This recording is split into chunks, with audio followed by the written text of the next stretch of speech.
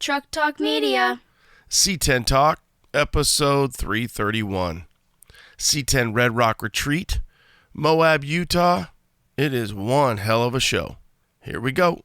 This Red Rock Retreat is one of the most beautiful shows I've ever been to. There's not a bad spot. Like, there's not a bad view anywhere you go in this town. And the cruise up the mountain last night and just all, I mean, it's been great. Like, it really has been great. Damn, son. Auto Metal Direct, the leader in premium OE-style restoration parts for classic Chevy and GMC trucks. If you're building a C10, a K10, maybe a square body, AMD manufactures high-quality sheet metal, trim, glass, and restoration components designed for OE-style fit and factory-correct body lines. These aren't generic panels. AMD develops its own tooling using modern manufacturing processes to deliver consistent stampings and proper gauge steel, built for builders who care about doing it right. Damn, son. Whether you're restoring a 67 to 72, bringing a square body back from the brink, or finishing off a clean driver, AMD supports the trucks and the community we talk about here on the pod. Check them out at autometaldirect.com and follow them on social media to see product features, installs, and behind-the-scenes manufacturing content.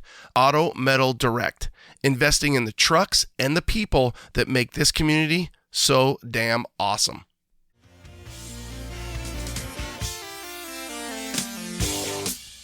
Let me tell you what Melba's Toast is packing right here. I've got 411 posi track out back, 750 double pumper, Edelbrock intakes, scored over 30, 11-1 pop-up pistons, turbojet, 390 horsepower. We're talking some bucking muscle.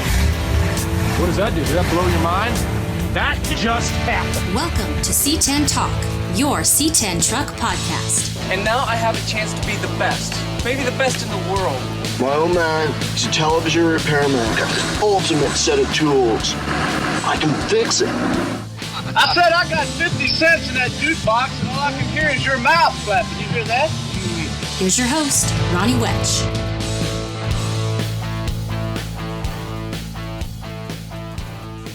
Moab. How about the second annual C10 Red Rock Retreat? What a show. Chase, your family, C10 Club Utah. Just really amazing. I would say this is my favorite show right now.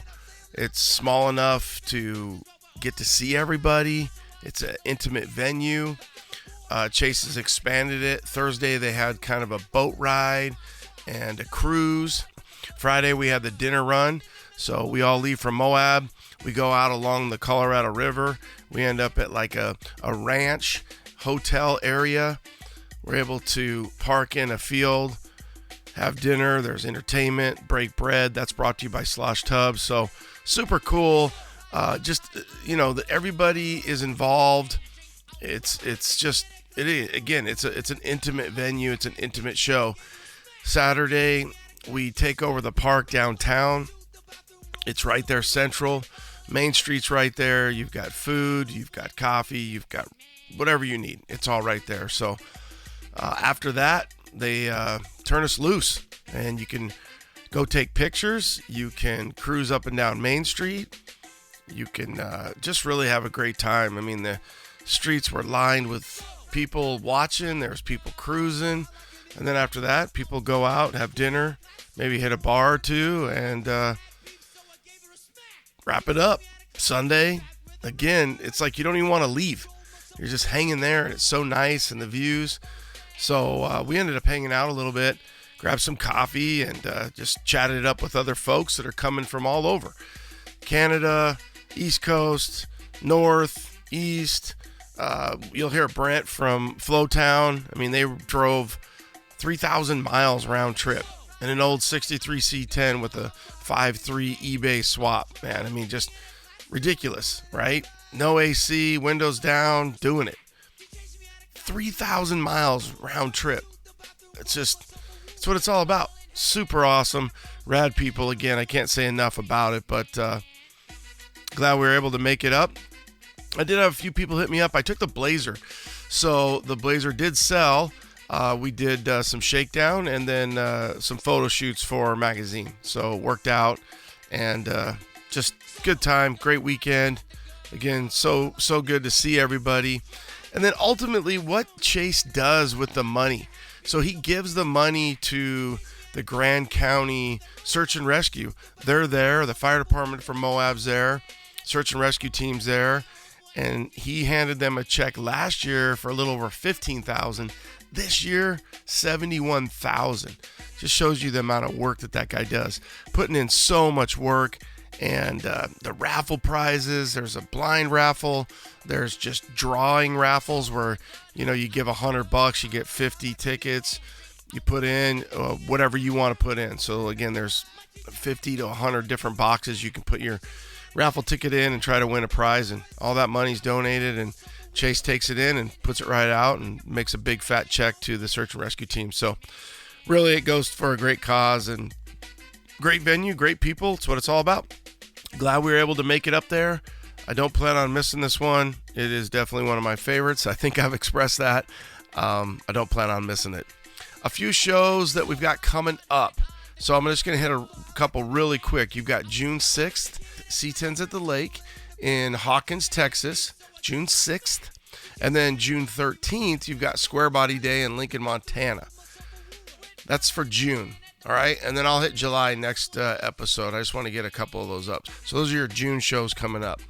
All right, let's get into the interviews from the C10 Red Rock Retreat. Again, thank you guys all for tuning in. Hope you guys all had a great Labor Day. 331 coming at you. Here we go.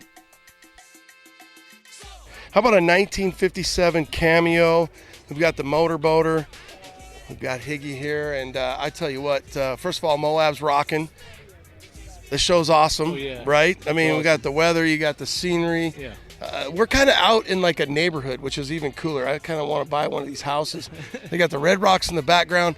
We're across the street at the park, and we've got this 57. The cool thing about this 57 is it's got quite a bit of bug damage on the front where it's killed some bugs along the way. Sounds like it's got 10,000 miles. Bill doesn't want to talk. He's sitting over there, so I got Higgy to do it. Tell us about the process on this. Well, Bill come up to me and said, hey, I want to build a Cameo, and we start looking. We go look at 10 or 15 trucks, and he finally finds one. It was a really nice truck that was restored in the 80s, and so basically we bust it down, do a full build. Jerome did full patina on it. He had to kind of trim him back because, Jerome wanted to go crazy and make it look beat to death. But, kind of just a simple, nice truck. And everywhere it goes, it gets attention because the color combo is where it's at. Yeah, and what would you call this? Like, we always think like that Seafoam 503, but I feel like in the Cameos and the 60, kind of bird eggy. I don't know what the proper name is. It's a little bit more turquoisey than a Seafoam, whereas a Seafoam to me is a little greener, whereas this is just a Scotch, bluer. I guess it looks like some blue water. But so then you go with the Roaster Shop spec. You've got the motorboat in there, which is the LSA. I mean, this thing, at what point are you building this with him and you guys are coming up with this plan? Oh, he had the plan from the beginning. He knew exactly what he wanted, and it was an easy build because he knew exactly where to go and what we wanted to do. So, don't you think like your style is your style with this style, because it's less is more, it's super clean. And when I say that, I'll take some pictures, but you've got nothing in the firewall, nothing in the engine bay. It's so crisp. Yeah, that's what I want. Well, I built street rods in the 90s. Well, we hit everything.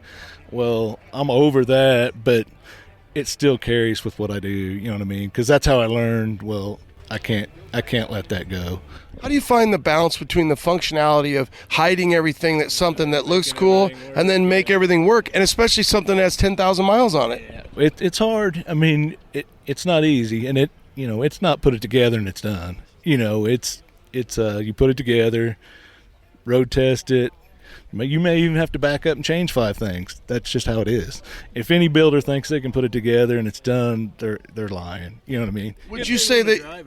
Yeah. Would you say your process has gotten easier over time to where the components and you figured out more balance of the drivability, coupled with the cleanliness that you're able to balance? There's so many people that have kick-ass ideas, and I'm not gonna lie, I steal ideas all the time, because if it's killer, there's no hiding good. You know what I mean? So if somebody's got a good idea and I see it and I'm like, oh, I can take this and I'll change it just a little to my liking, but it's still their idea. I've just made it better, you know, and that's what you have to do with these trucks. You know? Well, you think coolant, AC, refrigerant, all the different lines, the heater, everything that you have tucked in there, and obviously RS is helping with that, making a spec chassis. How about wheels and brakes? Who's making those decisions? He had that all figured out?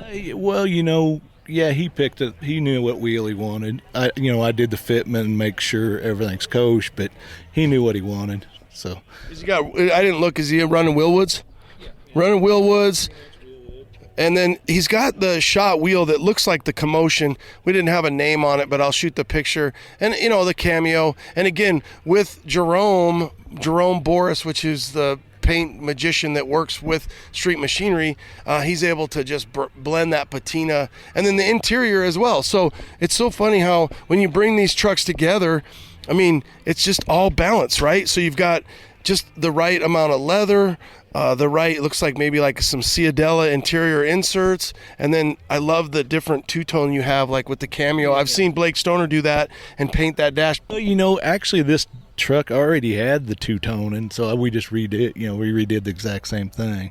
And that's kind of where we brought, you know, the Cameo has the white in the bed, so we brought it up into the engine compartment. You know what I mean? Because I didn't want 15 different colors in the engine compartment. So we had white, blue, or white and turquoise. Well, that's where we come up with the white in the engine bay.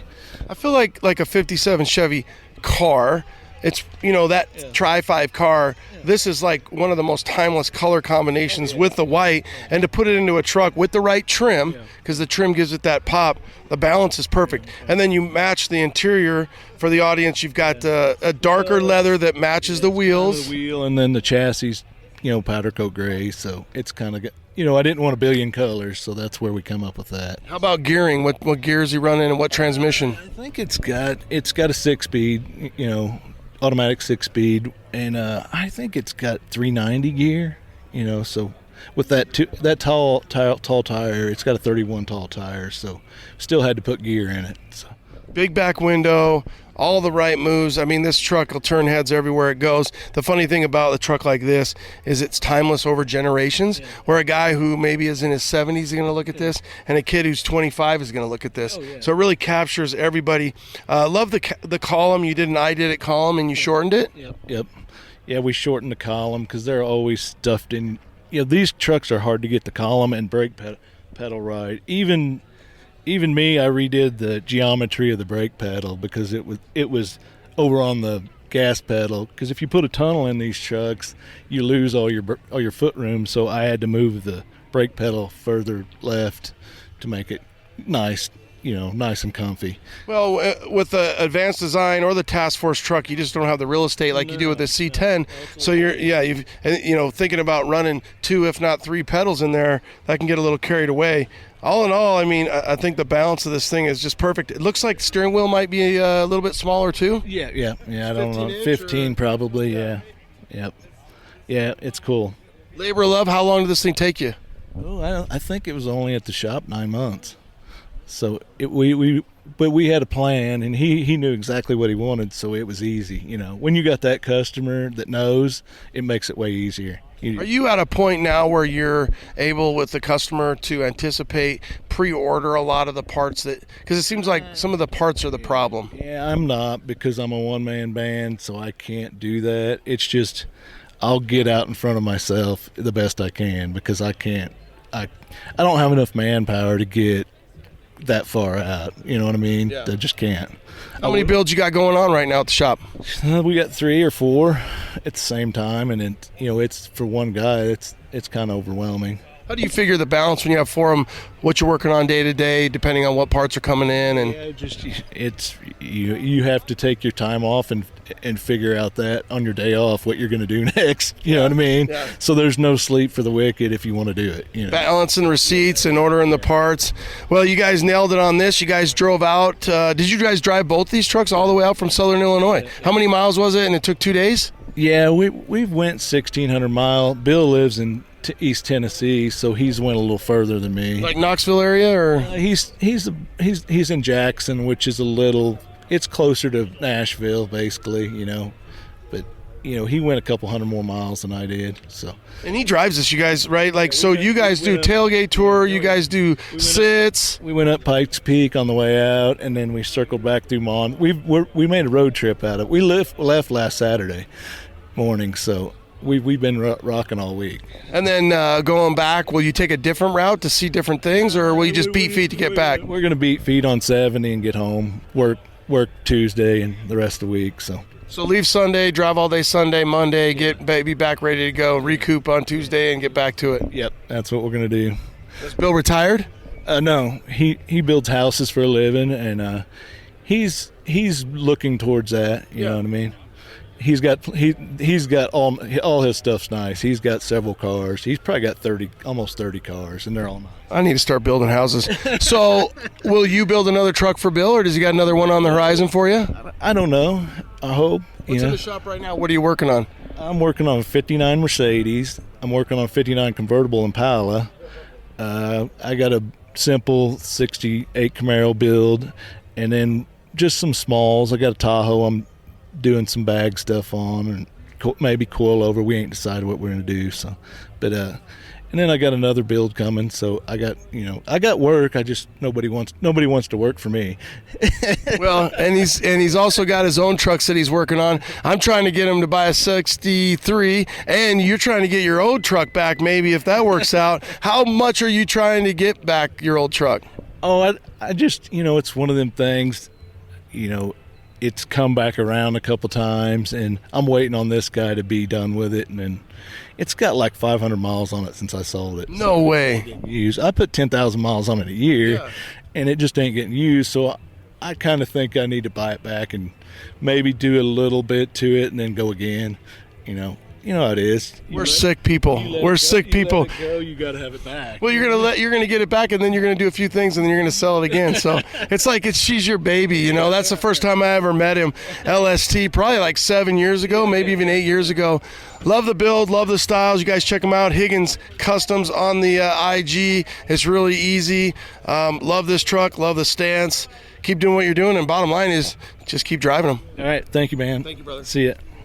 What up, what up? This might be her first interview and maybe her last. We'll see.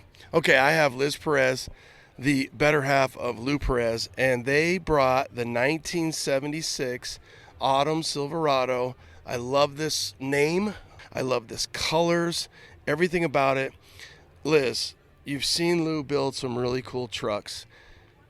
He says, hey, babe, I want to get you involved with this. Would you say that he asked you to get involved, or did you say, hey, babe, we should maybe get me a truck? Or how'd that happen? So I definitely brought the idea up to him. After 2 years ago, after the revival, I decided I wanted to do my own truck. So we started looking right after that and found it about 3 months later. Well, you picked a phenomenal truck. And I want to make sure I do thank you for your time coming on. She didn't not really want to be a talker.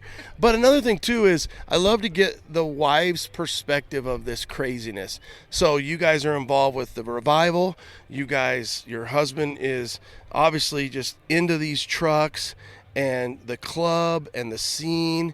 And to get your perspective on it, because we are 95% guys out here, and so it's cool to have you out here and have you as part of the build.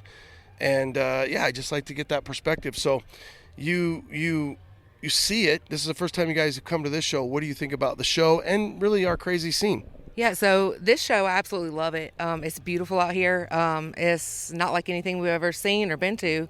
The atmosphere is great. We love the people.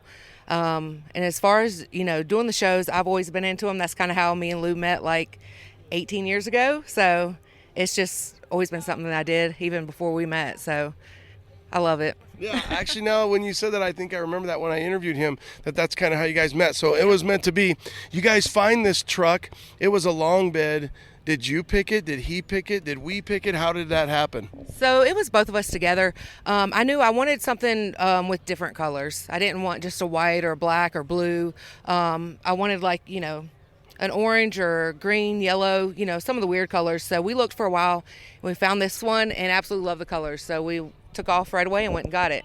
I did want a short bed, but those are kind of hard to come by right now. So that's why we shortened the bed. Well, I think you get the personality with the colors, right? You have this Grecian bronze with this tan two-tone, and then, there was a time where the long bed shortened it down. Anymore, it adds more character to it. It's the personality. It's part of the truck. It's got scars now. You've got scars. We've got scars. It makes it what life is all about, and then you guys put it into rolling art. Yep. Yeah, so we're really glad it's done now, and just it's time to enjoy it, get it out on the road and drive it. What do you think from the perspective when you guys got it? It was gangbusters for a while, and then life gets in the way, and then it sits there. I know you guys built the shop, and you're like, life takes off. You've got Louie, you've got a lot going on, and then you're like, okay, we need to let's make a timestamp and say, pick a show, let's get it done, let's drive forward, because life gets in the way of this stuff. Yeah, so we definitely missed a few deadlines on it that we had set, but we started off really quick on it, tore it down, started on the frame, and of course, doing waiting for the motor to be built and waiting for the bed to be shortened, all that kind of, drug out longer than what we planned. So all that kind of held us up on it. But well, isn't it? It just works out. Right? It works out. The vibe, you've got the 6.0 in here. You've got the bug deflector. You've got the colors. Is there some things that when you think about the challenges through the build, one thing that was really hard and one thing that came together just right? Nothing. I wouldn't say anything really hard that stuck out. It's just really just finding the time to get down in there and do it with, full-time jobs and taking care of kids and stuff like that. So it's just really hard to make the time to get it done. What's your perspective now that you've got it done? They're never done, but you look back and you stand back and you're like, we did that, babe. We accomplished it. We took this beat up truck or whatever and we made it this rolling art now, and people are loving this truck, and a mission accomplished. It's a really good feeling. It really is. Just to show that, we can come together and work together as a team and get something done like this. It really makes it worth it. Communicate, maybe argue a little bit, maybe I think I like this, maybe I think I like this. Honey, just listen to me, trust me on this. I got it, we got it. It'll work out. I think it's worked out really good. Are there some things that you're obviously still some bigger ticket items that you're pushing to get done before the next show? Yeah, so we just got it where it was drivable. So before we came out here, we literally had like 150 miles we put on it. So there's a few bugs we got to get worked out. We still got to get the inner fenders put in. We got to relocate the air intake. We got to do some work with that. And definitely going to be purchasing a vintage air as soon as we get back home. Nice. Yeah. Nice. I know a guy. I can send him a quote on it. Yeah, I'm assuming maybe some slosh tubs or something. You'll throw those in there. What's next? Are you guys going to another show before the revival? Something where you guys will take it, or you're just kind of seeing how the crow flies and when the wind blows you? Something might come up before then, but probably it'll be the revival will be the next show that I take it to. Probably in between now and then, just a lot of cruising. Well, I love your truck. I love the build. I love the people behind it and the story. And I just think what you guys are doing is it's a pivotal part for our scene to have great people in it that are giving back. And believe it or not, you're giving back by just finding this old truck and giving it a whole new lease on life. I think about that sometimes. If these trucks knew how lucky they really are to find these people, and now they're sitting in this truck. Would have never thought that it was going to be sitting in Moab, Utah at a truck show with a bunch of people gooking and gawing over it and looking at it. And you guys are part of that, that story. So it's epic. So appreciate it. Thanks for your time. I know you didn't want to really talk. I told Lou, come on, get Liz over here. And you made it happen. So I appreciate it. Yeah. Thank you. Thanks so much for your time. Love the truck. Thank you. Give me a hug. All right, the wind calmed down. We've got Neil Diamond in the background, and we've got Derek Eakins. Make sure I say that right. We've got Eakin's Garage. We interviewed him last year at Moab, and I was walking around thinking, where the hell's Eakin's? Because last year he had 2 really, really killer trucks. Well, he's like, hey, I'm going to vend this year. So I come over here, and he's got an 07 through 14 Tahoe. Wait for it. So we got a 4x4 Tahoe, and what he's done is he's created some mounts so you can take a 69 to 72 Chevrolet truck and put it on an 07 to 2014, so your GMT 900 Tahoe, and build just a rad-ass truck. So tell us about your brackets, tell us about this truck, because this thing looks pretty fun. Yeah, man, super. And welcome back. Hey, thanks for having me. I'm glad you found me. I was hoping you were here. Super excited about this project. It's been in my head a long time, and man, I love these trucks, but man, I wish they ride better. So I'm like, well, we can fix that. So I've came up with this bracket kit. We use a tried and true chassis from GM, the GMT 900, and we provide the brackets so that you can weld onto this chassis and it bolts on any 67 to 72 short bed, or you can do a long bed, but ours first kit's for a short bed truck. And man, it just fixes all the problems I think these trucks have. It makes you want to drive it every day instead of just on Saturday. So you just buy the bracket kit, and I can tell you how to get the chassis. There are hundreds of thousands of them out there. They're very, very affordable. And then it also gives you the upgradable engine too, and transmission. So you get the 6.2 or the 5.3 depending on what model you buy. This one's a 6.2, 525 horse, 6-speed automatic. It's got a manually shifted transfer case, 261. So when you want it in 4-wheel drive, you just pull the lever back, you're in 4-wheel drive. So super cool. I love this project. But so I love where you're at with this, but the 261, you're adding that. That's not what the GMT 900 comes with. Correct. So some of the Yukons are all-wheel drive, and I haven't done the all-wheel drive one because I want it two-wheel drive 90% of the time, but once in a while, if you need 4-wheel drive, you just pull that lever back. And those transfer cases are all over the internet, cheap, and they bolt right to the 6-speed automatic. So it's just an easy upgrade. We add the manually shifted lever, which is in any of those GM Chevy trucks.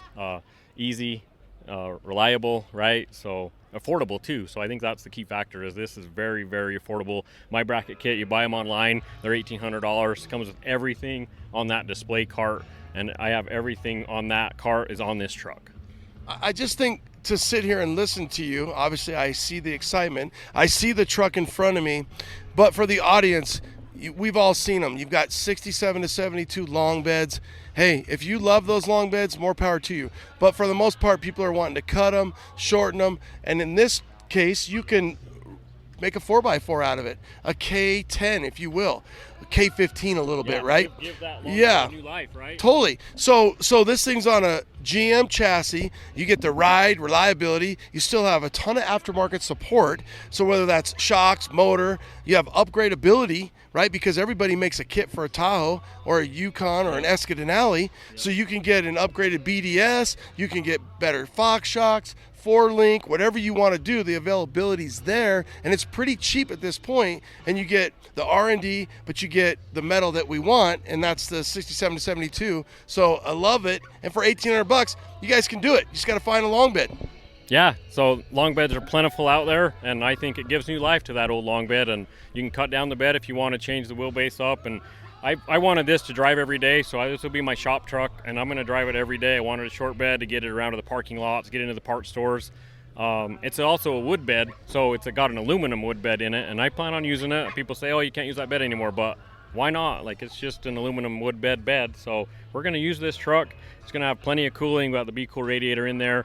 Fox 4-inch lift, and we went with a 4-inch lift so we could fit the 35 1250s. It's just right amount of height. It's not too big, it's not too little. It houses those 35s just perfect.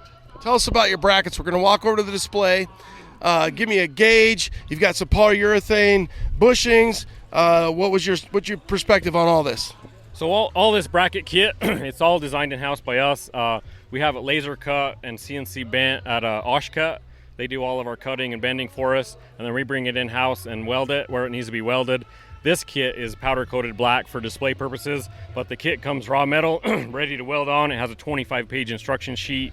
It's about a 20-hour install, so it's a 10-hour prep, and then it's a 10-hour install. And if you can do this in your normal garage on the weekend, if you can run a tape measure, a welder, and a cutoff wheel, you can install this kit. Okay, bushings. What are you using for bushings? So these are energy suspensions. They don't come with the kit. I just give you the part number. to buy them, but they're energy suspension, just body mount bushings. These actually are for a two-wheel drive because I wanted to run the body as low as possible. So instead of the four-wheel drive mount that are higher, we ran the two-wheel drive mount. Okay. So another thing to talk about is going to be, let's say, your rear axle. Is there anything that you're specific on, or are you just rebuilding what came with the Yukon Esca Denali?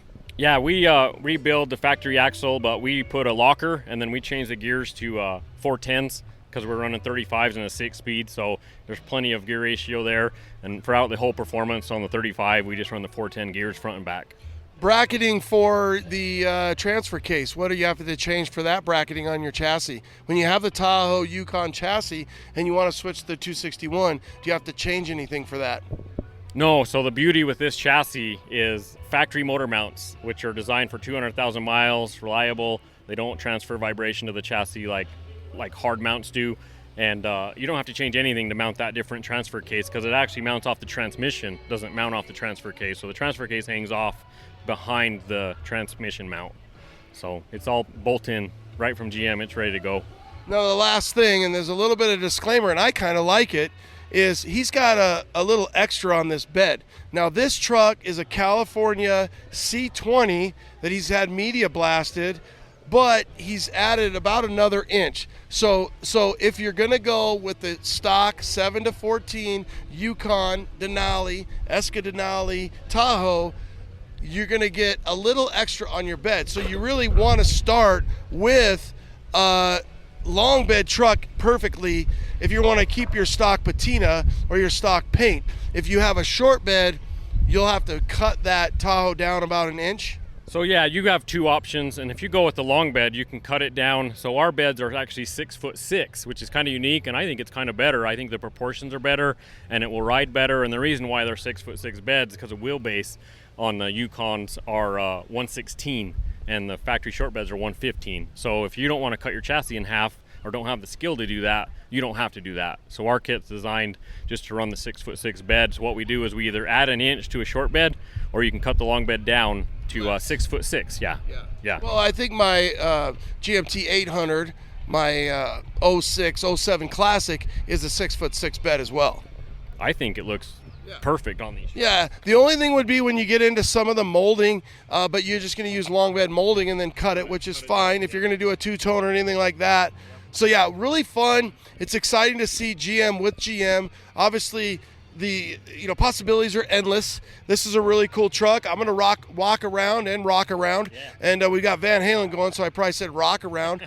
But yeah, I'm gonna walk around, show you guys a little bit of what he's got going on. Derek, E-Kids Garage, he showed us a few things today. He's got a lot going on. They're continuing to push the envelope for you guys. Our scene is so awesome from the perspective of our aftermarket support. We love what you're doing. You're out here representing Utah. You're at the Moab show. Is such a fun show. We appreciate your time. You have a name for this truck and this build? You know, it might be called Oreo because it's going to be that black white look. So I think Oreo is what we're going to go with on this one. And you're going to do a high-low trim like that truck over there. So like a 71, 72 high-low trim. He's got the 70 grill on there. It's going to be pretty rad ass. How about exhaust? You got that big motor in there. What are you going to run for that? Is it going to be throaty? So yeah, so with this chassis, actually you get that the factory option of the aftermarkets. Like this is a MagnaFlow, but it's a 2-to-1. So it's a 2-to-1 Y pipe. So we've got the JBA headers going into the 3-inch stainless, and then it Y pipes into a 4-inch stainless, and then it's got a MagnaFlow muffler with the passenger side exit 4-inch tip. So possibilities are endless with this build, and it's cool because at the end of the day, we really just want the metal and the look. Yep. So you've got the 67 to 72. We talked a little bit about it. I'm not a big fan of 67, 68, and 4x4. I don't know why. I prefer the 69 to 72. Maybe it's a Blazer thing. Yeah. But that's what he'll have. He'll have that flat hood front, and we're good to go. So Derek, again, I appreciate you coming out. Appreciate you taking time to share with us some of the different ingenuities that you have with these builds. You guys reach out to him. If you got any question, reach out to me. Either way, we'll get you in touch. Appreciate it. Thanks again for your time. Thanks for coming out. Yeah, thanks, Ronnie. It's been great. Vintage Air. 50 years, 1976 to 2026, San Antonio, Texas. Whether your truck had AC or not, Vintage Air has a solution for you and your project. Their Gen 5 SureFit kits feature new, larger blowers, OEM-style injected molded cases, full electronic slide controls replacing older cables, allowing for smooth slide functions when changing flow and temp. And that, my friends, is why Vintage Air has been in business for 50 years. VintageAir.com. USA1Industries.com. Your square body source. Used them for my SEMA build. I've been pimping out their dashes for so long, 10 plus years. And people would always ask me, where's the best dash pad?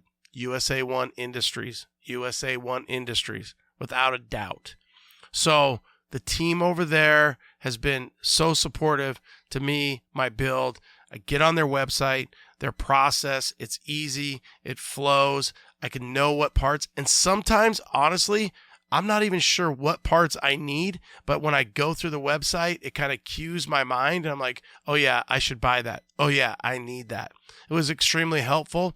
I got 2 large shipments when I was doing the Big Sky Bonanza build, and it saved me. It really did, to know, oh yeah, I'm glad that I ordered that. So when you're going through a big build, think USA1 Industries.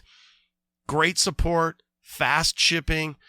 Everything came just as I needed it to. And honestly, their packaging and their labeling was great. So I would be going through packages and I'd be like, oh yeah, this is this grommet. Oh yeah, this is this hardware. So support those guys, USA1Industries.com. And we appreciate all their support. Check them out, guys. 73 to 91. You need it. They got it. They ain't got it. You don't need it. All right. You got to drive your shit, man. So we've got Brent from Flowtown Rods out of Florence, Mississippi. Florence, Mississippi. And, dude, you guys road tripped all the way out to Moab. Is this your first time out? Yes. So I saw the advertised for it last year and just got it in my head that we were going to make the trip, and bought a few passes, and all my buddies backed out but one, and we struck out. Well, you didn't strike out. You made it. And what's cool is this community, you picked up stragglers along the way, right?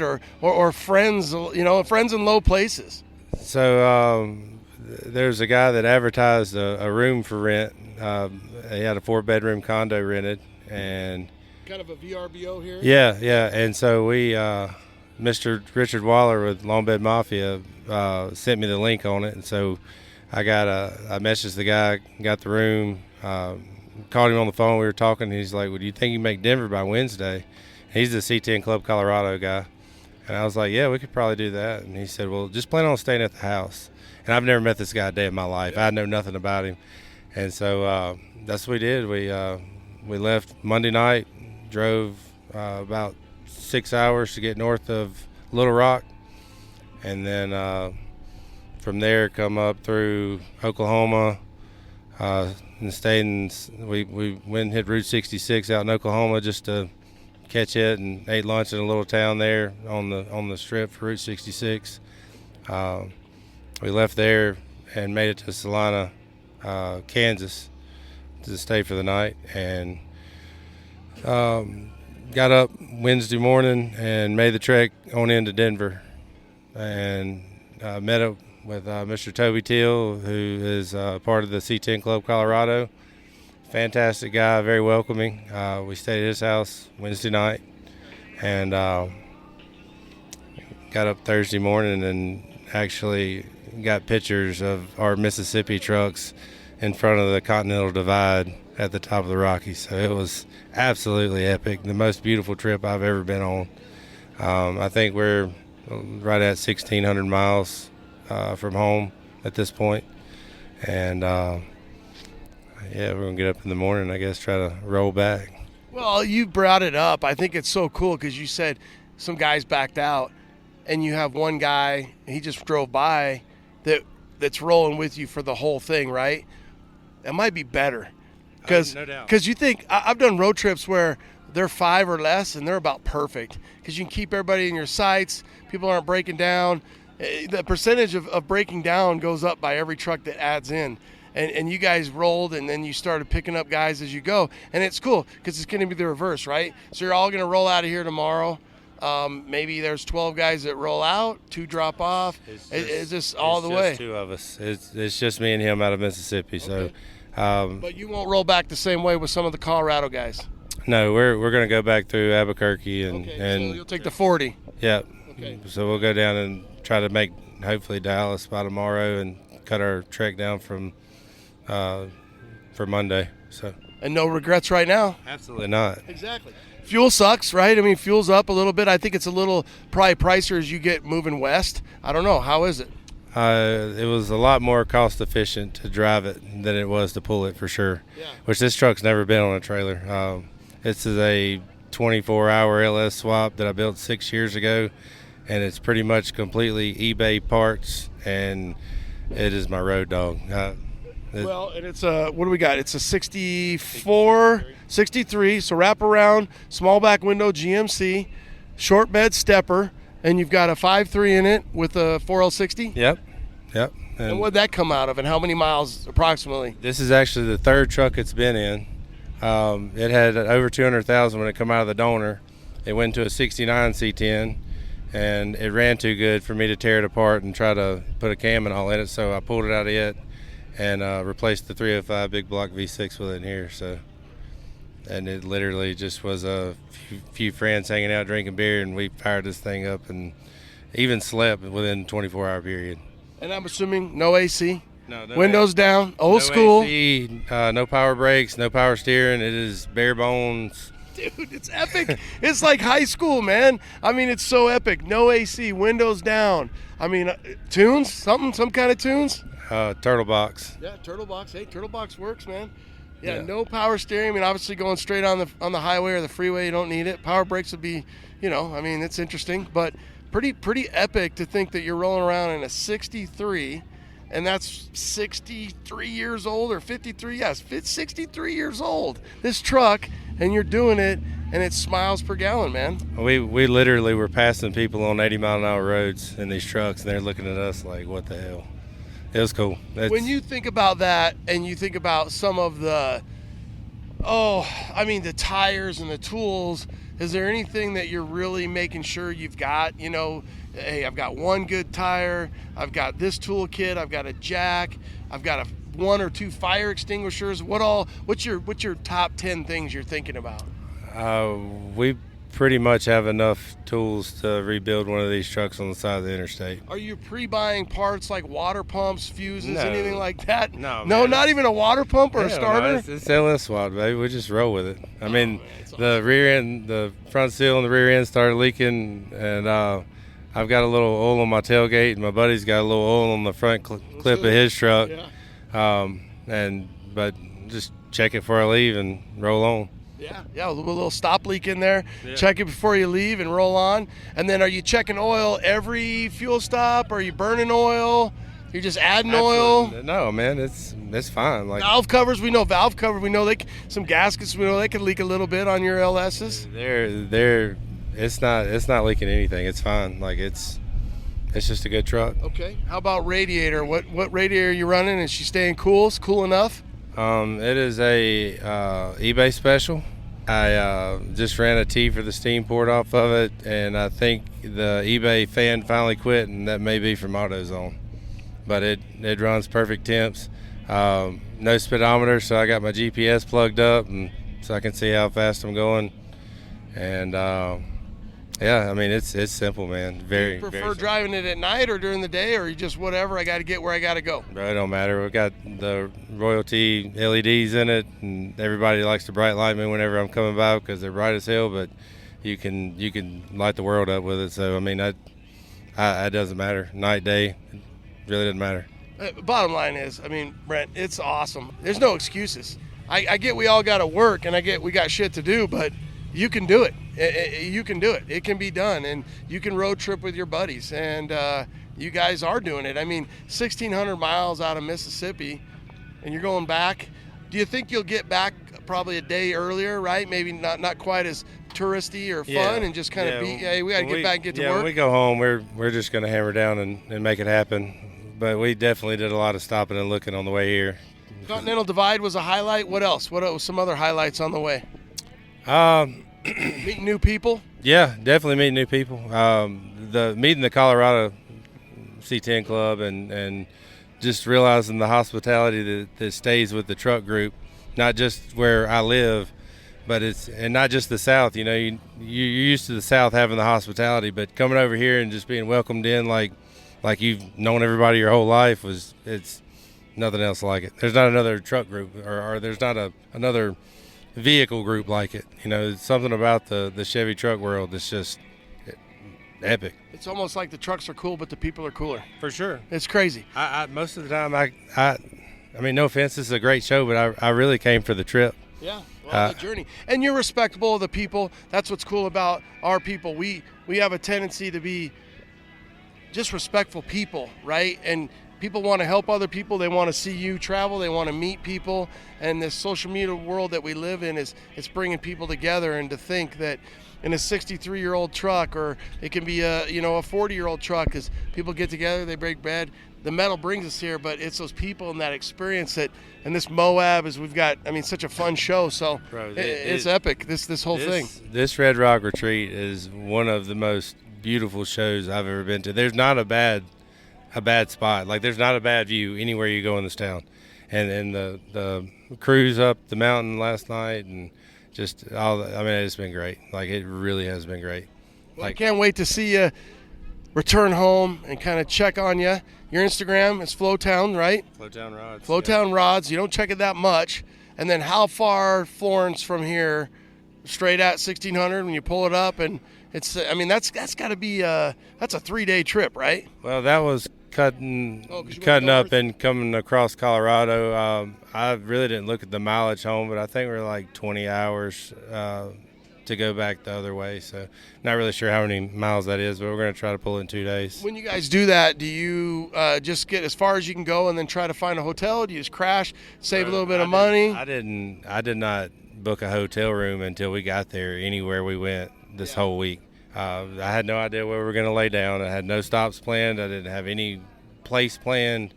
I really just knew that I wanted to drive my old truck over the Rocky Mountains. So that was kind of the whole point of the trip, and we did it, and it was absolutely gorgeous. The Mr. Toby from Denver that we stayed with was a fantastic tour guide. He knew exactly where to get us to the most beautiful parts, and it was epic. Like, I can't think of another trip I could take to top this one, honestly. Well, that's just, I mean, I'm glad you had that experience. From a guy who's, Mississippi, a little further east than us, what's some shows or some events that you really like that are further east that maybe some of the West Side guys don't get to attend? Southeastern Truck Nationals is a good one. Brian Ashley puts that together. That's in July, in Lebanon, Tennessee. Cruising the Coast is a must. That's a really good one. I know that's at home, but like I would travel some distance for it and find you VRBO or whatever VRBO outside of town a little bit, and plan to stay for the week, and it will not disappoint. There's over 10,000 registered, all pre-1989, and anything you can imagine there. It stretches from like Bay St. Louis to Pascagoula, which is about 60 miles, but they shut down like 4 of the towns through there for registered cars only, and it's just hot rods for days, man. But and then I would say probably my favorite C10 show is definitely got to be C10s in the Park. Yeah. Waxahachie. Yeah. I met Terry about the same time I met you, and they've always been fantastic to us and very welcoming as well. So the C10s in the Park and this, obviously we're all in parks, but they have the same vibe. Yeah, obviously C10s in the Park would be going to the town square after and the performance on Saturday, whereas we kind of did some of that last night with the cruise. But you get the trees, you get the grass. You don't get this ambiance really because we've got the mountains. Like he said, it's a 360 mountain view where we're in this canyon, and I always kind of say we're like in a Disney movie, right? Because Disney's done such a good job of making this shit feel like it's fake, but it's real. And you're like, is that is that an old Western and that's just a screen, or is it a real mountain? Yeah, I feel like I almost, I almost hit an antelope on the way in, like, and this thing's looking at me like, bro, what do you want? And I literally had skid marks about to take it out. But there's wildlife. I mean, coming in off of 70 and taking the scenic route in, which is actually the canyon route along the Colorado River, it's breathtaking. Yeah. Like, absolutely breathtaking. I didn't even think about that in an old truck. There is a lot of game out there, especially out west. Some deer, some elk, some antelope. You'll get some pigs, a little bit of everything. Got to be careful. Keep your eyes on the road there. And what do they say? Keep the sunny side up and the greasy side down. And I'm going to check in on you. We appreciate you taking time. I'm glad the journey was awesome and worth it. And again, just thanks for driving your ship, bro. Man, absolutely. All right. Good to see you again. All right. You guys check them out. Flowtown Rods. Yep. All right. We're wrapping it up for the day. And this one's a showstopper, a stunner. I've got Jaime Mazrano. He's out of Carlsbad, New Mexico. This is Loose Change, 1974 K5 Blazer, 2-wheel drive, red on red, beautiful. Top's been cleaned up. I mean, this is the vibe, Jaime. Thanks for bringing this out. Stunner. Tell us about your build, brother. It's a dream that I wanted. I wanted to have a full top Blazer. Always been into square body since 1975. So my wife let me spend some money. And so we put this thing together. It's been a family. It builds the family. We share car shows and go on trips together because of this thing. So it's just a dream come true for me, and I get to enjoy hot rodding around town sometimes. And I'm just grateful that I'm here and enjoy my day with all the other square bodies and all the other C10s that are here. Well, and rolling out from New Mexico, so we appreciate it. I think when I look at a build that's this level, do you think that when you sat down and envisioned it and put it all in your brain and on paper, is this what you saw, or does it get even bigger and better, especially how bold the paint is? This was not just me by myself. My son, he was inspiration. He says, "Dad, we should do this, we should do that," and so basically he was the guy that and he jokes around. He says, "Dad, I can build the baddest blazers without spending a dime," because he didn't, I did. Yeah, he's spending your money. That's right. So, but it's been a family deal. He's helped me with. He built the frame. We wanted to tuck them big old fat wheels in the back. Wanted to get something that was not only loud but fast and still look good driving around. We liked the low look. We wanted a lay frame. So, yeah, he's the one that damaged the back license plate because he likes to drag it. No, it's just it's. I can't take all the credit for what it looks like because my son did put a lot into it. So, when we went to Jason Hill and talked to him, I had to stop him. He kept telling him, "I want this, I want that," and I'm going like, "Whoa, guy, we got to spend a lot more money that way." But no, it turned out great, and it wasn't all my idea. So there we are. Well, I think we might have to have a asterisk or a tag that says family affair, because he helped some of the process. It's fun spending Dad's money, right. But at the same time, Dad loves that family perspective, to be with your son, come together with a plan. He built the back half of this thing. You work with Jason Hills from Hills Hot Rod, and you built an absolute showstopper. I can't imagine rolling through town, whether that's in Moab, at home in Carlsbad, or at a local show. People they just got to break necks all day long, turning and looking at the Loose Change K5 Blazer. That's right, and that's all good. I like that. I like the thumbs up everywhere we go. So, yeah, it's pretty cool. Another thing about that, I mean, an advertisement for this is, if you don't look when you see it, you're going to look when you hear it. Jaime started it up for us. Power plant, Borlas. It's not too loud. It's not too obnoxious. It's just right. How has the shakedown been when you think back of how long you've had this and the miles and just putting the miles to it? And it's got to be miles per gallon, just windows down, whether you have the top on or top off for that show or that event. I mean, again, packing the kids in here, the grandkids in here, and just enjoying what is truly one of the just nicest Blazers here, if not one of the nicest trucks here at the Moab Truck Show. It's just like I said, it's a dream come true. I wished I could have done this when I was much younger, but I'm just grateful that I can drive around in this thing and turn heads, which is cool. How about the paint? That paint, I think of Boyd Coddington and his red, and you think about like Corvettes and their red. Your red is stunning. What a beautiful color. We picked Viper Red because this thing originally was orange, and we wanted to make it not lose the orange to it, so it's got a Viper Red with an orange tint to it. So if you're cruising on it sometimes and the sun's hitting it just right, it does look kind of orange. So orange looks good on my wife, and I think that looks good on me too. So that's where I'm at. HRBB wheels, 2415s in the back, 24s or 22s up front? I think they're 24s in the front. Okay. Big dogs either way. You went with the trim. You went all solid. Interior looks like you have an HRB steering wheel as well. Motor, you guys brought it all together. Some slosh tubs, inners. I mean, the whole thing. What was it? When you look back at some of the decisions you had to make, like smoothing the fire or the top, some of the seamless windows, were those good decisions, easy decisions, or tough decisions with the builder? I personally think that those were a lot of Hills Hot Rods ideas.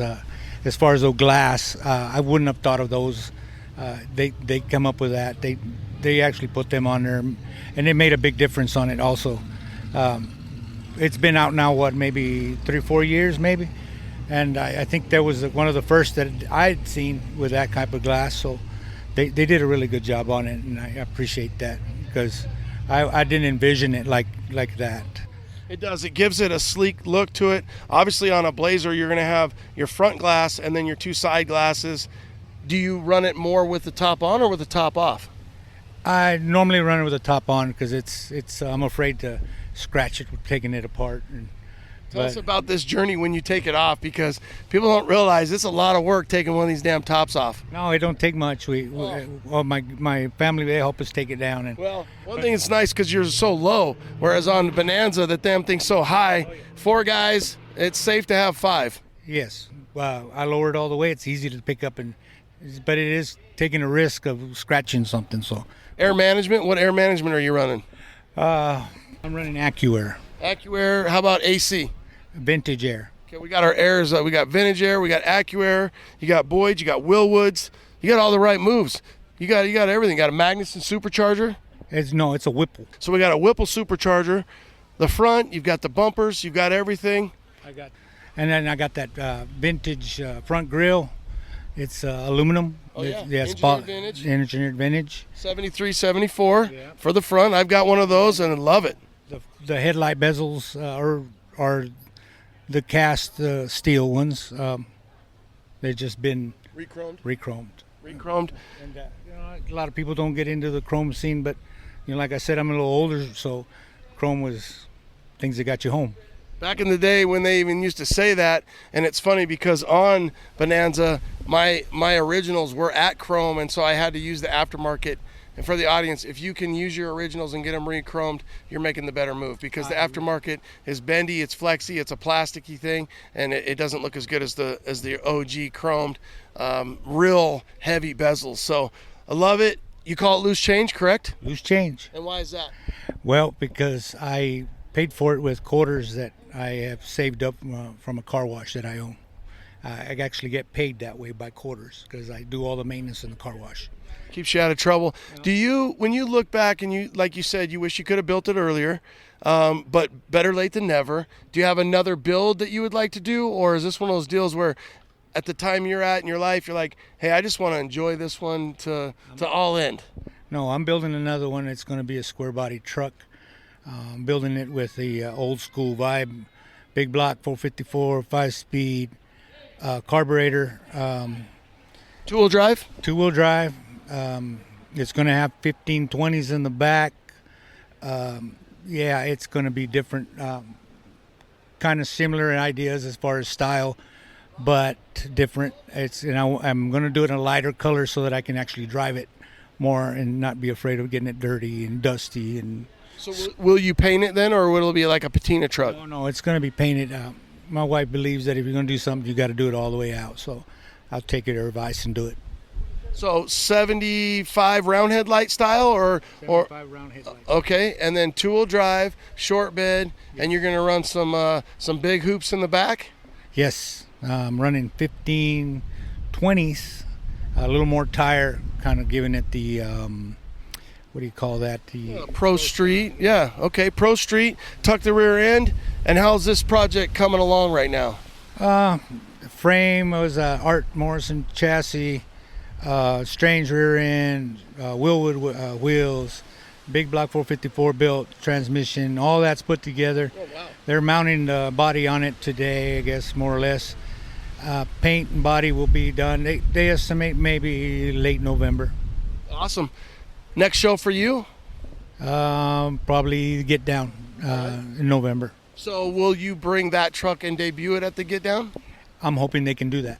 Okay, I'll look for you there. I'll be there. Jaime out of Carlsbad, we appreciate your time. Peggy, we appreciate you standing here and supporting your man and helping him with his dream.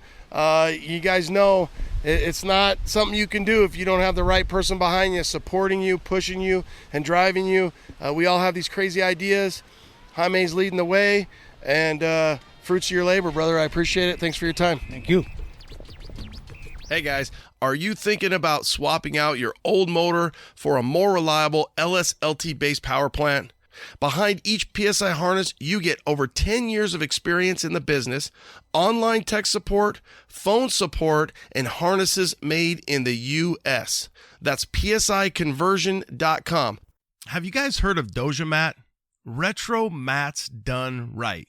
You know those classic floor mats we all grew up with? Well, Doja Mat has created that same classic style with all of your favorite slogans.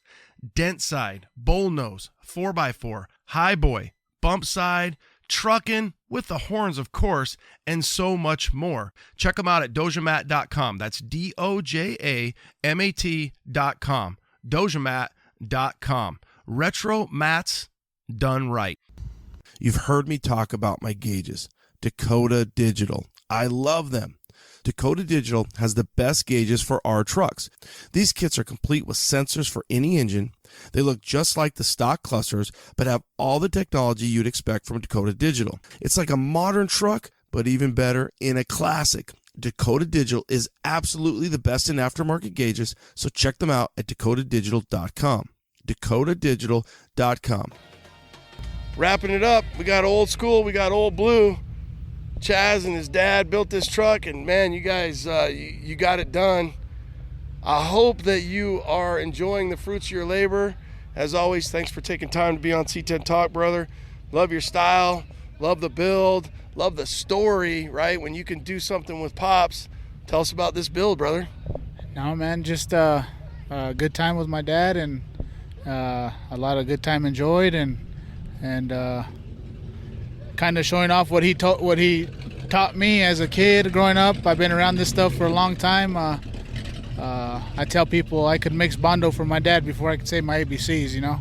I've just been doing this stuff a long time, and I'm kind of enjoying it now. I used to do a lot of side work for people and a lot of spot jobs and stuff like that, and I got away from it and really started doing what we enjoy and having fun with. And the C10 community, man, took me in, and I fell in love with it, and made me feel right at home, and I enjoy coming out here and showing off what we can do, you know. It's How's the reception for this truck? Because we've seen you, the progression. One of the stories that I latched onto was you had the High Sierra badge, and you said he had kept that up in the attic or somehow. It was in the garage where we painted it, and he had bought two brand new ones, I don't know, 20 plus years ago. You can't find them no more, the High Sierras. And he had tucked them away in the garage, and we put one on. It's been a while back, and it got all faded and stuff. And I found the other one, and I seen it, so I wrapped it up in a napkin so it wouldn't get full of overspray. And I just left it there, and then I was going to get some re-chromed, but the turnaround was just too long. And then I found that one again, and I was like, oh, well, we're going to put that one on. We'll clean up the other one and call it good. Yeah, but he's got a lot of parts for his square bodies tucked away. You know, the square bodies are obviously hot, right? But it's not something me or him jumped on in a bandwagon or nothing. He's owned it for 47 years, since 1979. I remember me and my brother bouncing around in there as kids and going fishing, and the good times in it, man. My whole life in this truck. You're gonna laugh. I'm actually getting emotional about this, and I usually don't. But think about this. Can you imagine thinking not about your perspective? Think about your dad.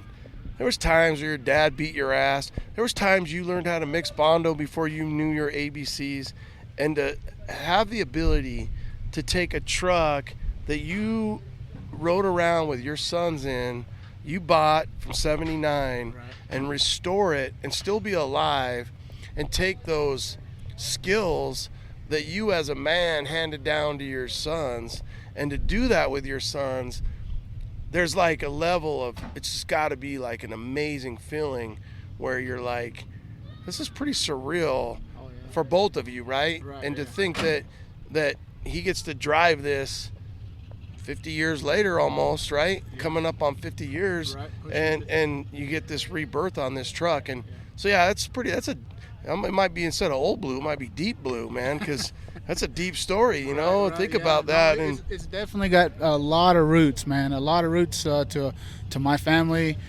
He hauled around his grandkids, a lot of my cousins, fishing trips, you know. Not fishing trips like we went somewhere far. We just went to a local river there. But yeah, man, this thing raised kids, and it's pretty neat, man. I think when you explain to people why we like these trucks so much, that's part of it. It's like, I don't know anything different. This is what I grew up in. At my times I feel the simpler time when I'm with this truck, when I'm part of this truck. And to think like you and your dad. And again, I always tell people, we love these trucks because we looked at that dash badge half our life. I mean, the marketing was looking at Silverado, a Cheyenne, a Bonanza, a High Sierra, a Royal Sierra, whatever it was. You're looking at that badge, and you're like, well, what the hell am I supposed to do?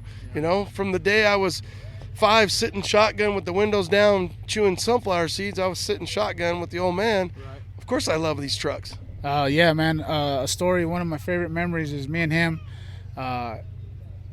He had blew the engine, and we were in the garage one night putting it in, and my big old fat ass was sitting on the core support, and he says, hey, just kick it right there. And I kicked it, and you know, it fell into place. I don't know how old I was. I was a little bitty kid, man. Just me and him. Well, you're never little bitty. You got that shit right. You're damn, yeah, you're true about that. I knew you were a little bitty, but you were a young kid. Yeah, he was young.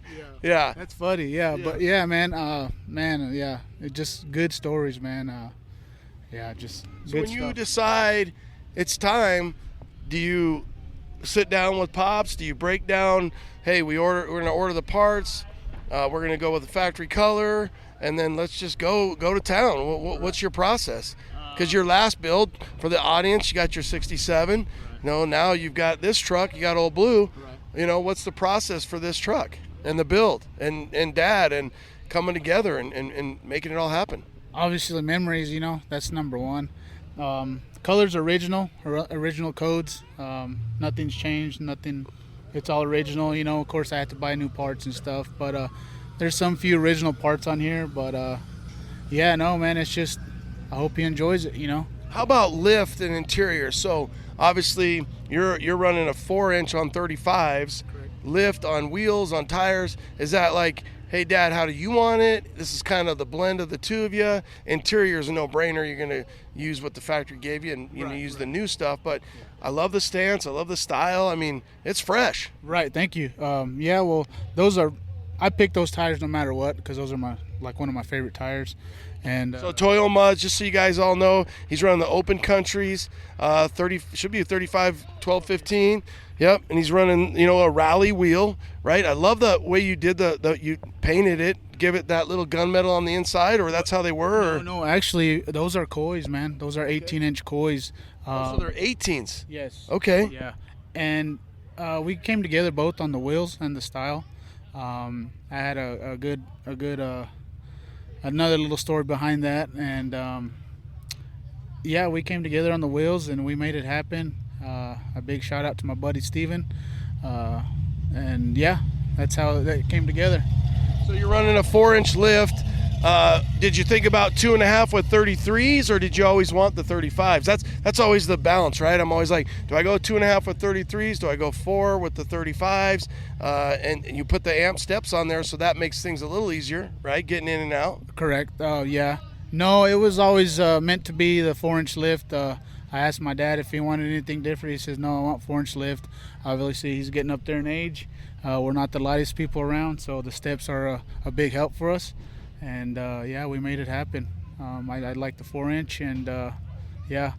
Back to interior. A big shout out to my man Dominic.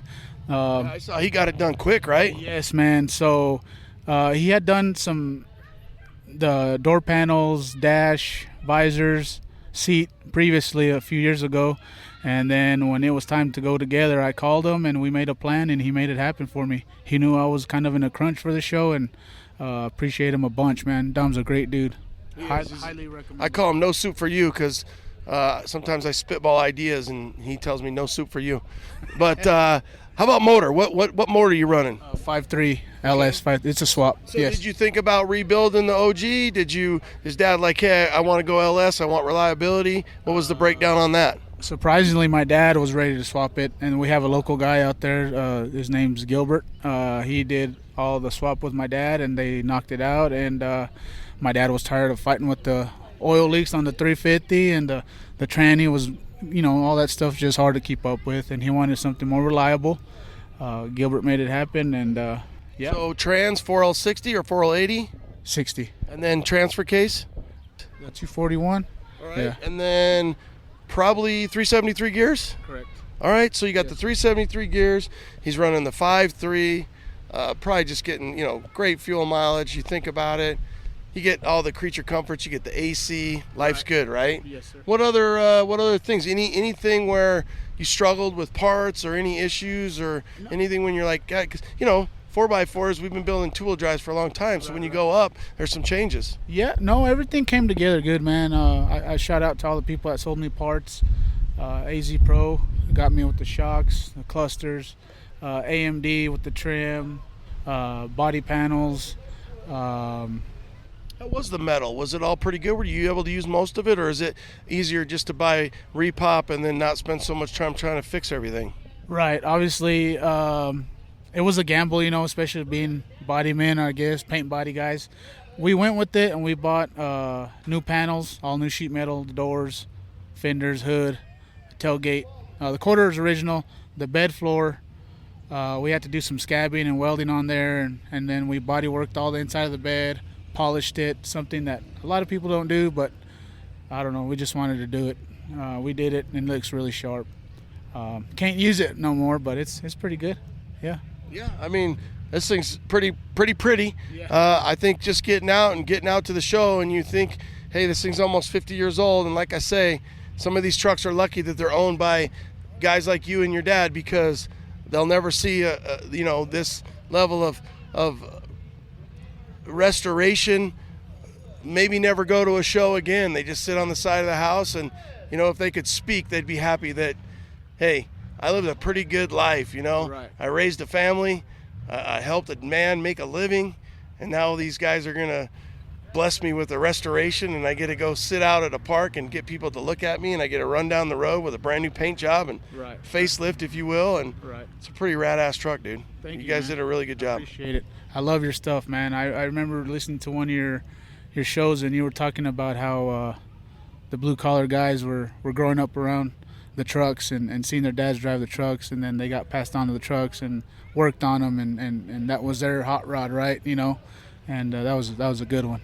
Well, I appreciate that, because it's really where we all come from. There's a reason why, I'm just the guy that is dumb enough to put the mic in people's faces and give my 2 cents, or at this point maybe 3 cents, but I just think it's powerful because there's always a story, right? Yes. And we want to know the story, and the story of you and your dad and growing up, and to think, and I got no problem from even a guy who maybe he's a banker and he made money and he wants to take that same truck that he grew up and he's going to send it to somebody else to redo. That's still cool. You get the double whammy. You get to not only do it and help Dad, but have the truck as well. So I got no problem with anybody, and I think everybody's like, oh, that guy. Hey, that guy, his skill set is making money for other people in the banking industry, but if he wants to spend take his money to a shop. But the bottom line is we all grew up in these, we all love them, we all want them, and to bring them out to these shows and have a venue like this, it's pretty spectacular when you really think about it. And the group that we have, and we're lucky, we're blessed, and we're fortunate to be in this type of group and to come out and break bread and see rad trucks, right? Yes, sir. Yeah.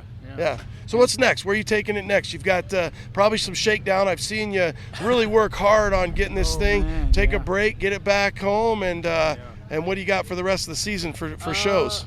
Dino's obviously, and then probably C10's in the park. Maybe a few local shows there in our area. But as of right now, that's all I'm thinking of right now. Right. So C10's in the park September, Dino's in November. You guys look for Old Blue, 1979 GMC High Sierra. You can't miss it. Blue on blue, light blue with a medium dark blue in the center. She's a stunner. We love the GMC perspective. Chaz, as always, thank you so much for taking the time and really being an ambassador for just what it's all about. Starts with the family, and you get the fun later. Yeah, Thanks again, brother. Yeah. Thank you, Ronnie. I appreciate you, man. Telly. Walter White, my brother. Well, I picked this for best of the show, or my picks, so I'm glad that I get to interview you last and take us out in style. Of course, we love the C10 Red Rock Retreat. You debuted this thing. We've been watching the K5 Depot, and you guys working hard on it. You got Debo right next door. Big brother. Yep, that's my big brother. Yep, big brother Jake, and then we've got Walter White. So what's the process on even coming up with this plan and then executing the whole thing, brother? Started, probably 20 years ago. My brother bought Debo and started it, and, it set for years, and then he finally got it done, and then I got mine, wife, kids, and buying a house, and it kind of sat on the back burner for a while, and now it's we finally got the time and a little bit of money saved up, and my great friend Tyler Christensen helped me out with Premier Auto Body. He came out of kind of retirement. He's in insurance work, and I talked him into doing the custom work again, and it's been a blessing. When you say like the journey, like how long have you had it? I've had the truck for 15 years. I've sold it once and I bought it back. When we sold our house to buy a new house, I actually sold it to help get the money for the new house, and then years later the guy called me back that bought it, didn't do nothing with it, and he offered it back to me, so I bought it back. What was your vision at that point, and how many times has the vision changed? So I think my vision when I first started was replace the rockers, put a 350 in it. The patina craze was going kind of crazy at that time, so I was going to go that route, and then it just kind of snowballed. The body came off, and then the frame got powder coated, and then Porterbuilt came out, and I'm like, I want that. And then after that, it just kept evolving. I had to follow the footsteps of my brother. So what color was it originally? It was green. It's a factory two-wheel drive, CCE 1972 CST, and I think that's what always made me want it back, because it is a factory two-wheel drive. NOS trim. I've been saving that for years, and finally got to use it. What would you say, like, when you come up with this, the stance, the wheels, the red line tires? What I love the vision. I think there's a rendering that Daniel Reyna did. Oh, yeah. And it looks just like this, right? Uh-huh. So I'm wondering, like, your vision when it all comes together with the interior of the red leather, balancing that with the red line. You didn't go too much. You did a very good job of balancing it all. Yeah, I just wanted something simple. I kept on telling my brother, I want something that looks stock, and he would make fun of me and saying, oh yeah, that's real stock with the LS and custom interior and 20s sitting on the ground. And I just wanted the stock look, but with my thoughts of what I had in my head. Well, you tucked this bumper, the front bumper's tucked, rear bumper's tucked. There's all kinds of Easter eggs. You got little things, your speaker box is wrapped. Those are the little things that take it to the next level. It's gapped great, right? So those are the things where it takes it from, a regular build to what I would consider a show winner. Right. I actually had the back done last year, and we tore that all out. And we started all over. And why? I switched shops, and me and Tyler started talking about it, and he said, if I do this, I want to do it. I want to talk it over with you and do it the way we want to do it. So tore it all out. He started doing the bead rolls, and I was kind of like, all right, do your thing. And when he was mentioning it to me, I wasn't sure about it. And then when it started coming together, I was blown away with what he was doing. So it's a great game changer, right? Where you're like, hey, we got to change the plan a little bit, but at the end of the day, you're happy with it. And what's cool about that is this is something that you'll have for a long time. So you don't want to get in what you think is your greatest build and then not be elated every time, right? And that's something that when you make those changes on the fly, it might hurt a little bit. It might cost a lot more, but you're like, hey, I want it done right. And it sounds like he's that type of guy. Yep, that's how he was. He just said, if I want to put my name on it, I want to do it the way I want to do it, but I want to talk with you and get your input also on it. And I think the whole kind of build just kind of fell in place. It was kind of like a blessing in disguise. Well, you got a couple little secret things here. You got your speaker box in under wraps. You got an access panel in the back. Obviously, for the audience, you've got a slammed two-wheel drive Blazer. So a lot of little creature comforts, single wall top. Was the white, did you go with the white because you wanted the clean look, because it was the opposite of Debo, because you were going to name it Walter White? What was the decision to go white versus the whole palette that you had, since you were going to paint it either way? I wanted something that looked stock, so I wanted a stock color. So I kind of looked at all the colors and I thought white with red interior, clean lines, clean gaps, and a lot of people gave me flack for it. They're just like, white, that's boring. And I just wanted something classy and elegant that won't go out of style anytime soon. You picked a good color. It's timeless. And you know what I find, feel like makes it timeless is because you did it with the red, and then the balancing with the wheel and the red line. It does take it to another level. Red interior is just so sexy, so it's hard to beat. What's next? You got some things you got to wrap up? Yeah, there's a couple little quirks. Like yesterday, I was at the hotel.